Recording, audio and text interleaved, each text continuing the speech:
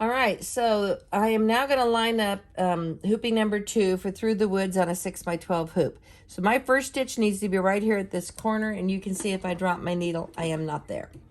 So the first thing I'm going to do is go to my move motif again, and I'm going to move this over and up a little, over, and I'm going to get right at that point. Just a tinge more. Okay, so that is it right there. I'm right at that corner.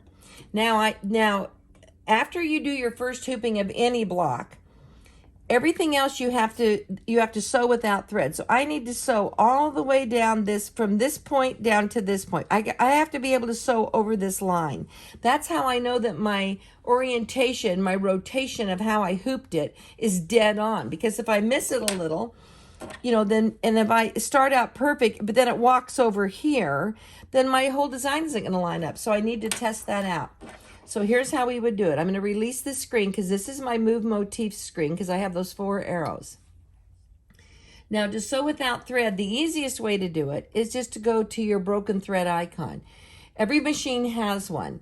I know on a Baby Lock and a Brother, you have at the bottom right end of your screen on the front of your sewing machine, you have a plus minus. You go to plus, takes you forward. If you go to plus 10, plus 10 again, or plus 50, or plus 100, you're walking forward through the design. You're not moving it, you're just walking forward. If you go backwards, like a minus 10 or a minus 50, then you're going backwards through the design. And when this comes in helpful is if you break your thread or you run out of bobbin and you need to back up a little. That's the icon that we're using.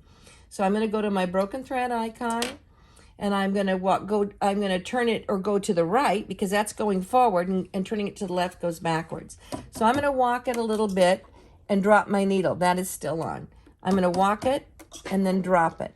Perfect. Walk it, drop it. This is sewing without thread. I'm just testing each spot. Well, that's actually pretty great hooping.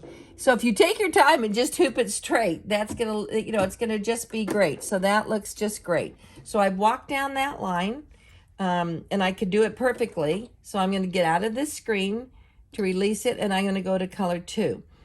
And then I would be ready to float stabilizer and put my thread on. But I would like to just show you one other thing.